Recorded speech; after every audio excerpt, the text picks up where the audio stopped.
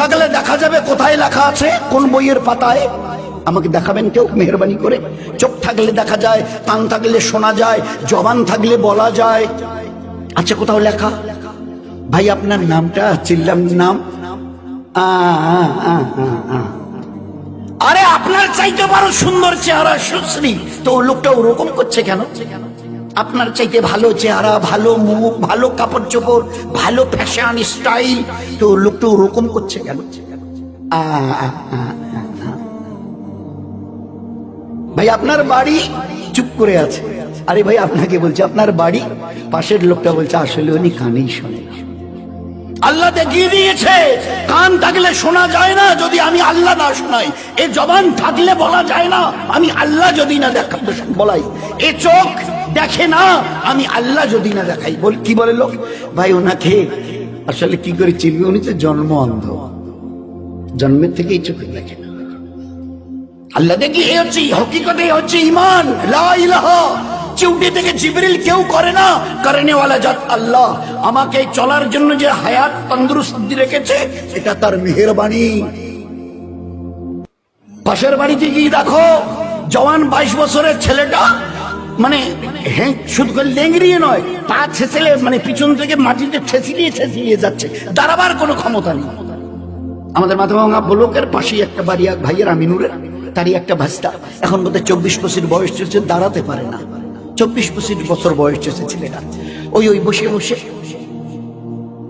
আল্লাহ তোমাকে একে দেখো আর তোমার নিজের চেহারাটাকে দেখে ভালো করে বুঝে নাও, এ আল্লাহ এ বেচারা দুটো দাঁড়াতে পারে না। 24-25 বছরের, হি ওয়াজ এ ভেরি ইয়াং।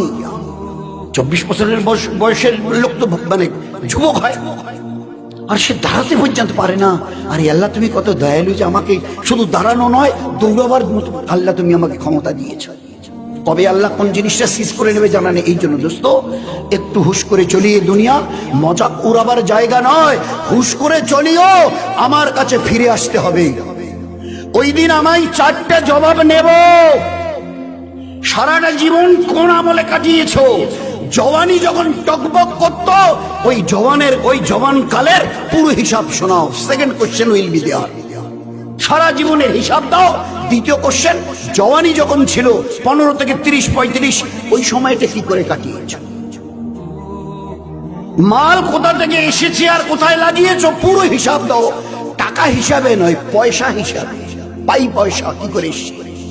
টাকার হিসাব দিলে 50 পয়সাগুলো যদি বাচ্চা উড়ে যায়, ফাঁকি দিয়েছ, মদ খেয়েছ, ও হবে না। পাই কোন রাস্তা দিয়ে মাল কামিয়েছ আর কোন রাস্তায় মাল লাগিয়েছ, আমি তো বলে দিয়েছি কিভাবে কামাবে, কিভাবে খরচ করবে। Fourth question will be there. চতুর্থ, যে দিনের ইলম তোমার জানা ছিল তার উপরে কতটা নিজেকে চালিয়েছ। তুমি তো মুসলমান, জানতে 5 ওয়াক্তের নামাজ ফরজ নয়, ফরজে আইন। 10 বছরের পরের থেকে ছেলে অথবা মেয়ে 5 ওয়াক্তের নামাজ পড়া ফরজে আইন, না পড়া গুনাহে কবিরা, না পড়া মুসলমানের সঙ্গে তার কোনো সম্পর্ক নেই, ইসলামের সাথে তার কোনো সম্পর্ক নেই, শুধু ইসলাম থেকে বেরিয়ে চলে গেছে। যার কাছে নামাজ নেই, ইসলামে তার কোনো জায়গা নেই। একটু আগে যে মহাসাহেব এই ব্যাপারে কথা বলছিল, আমরা কতটা মন দিয়ে শুনেছি আল্লাহই জানে।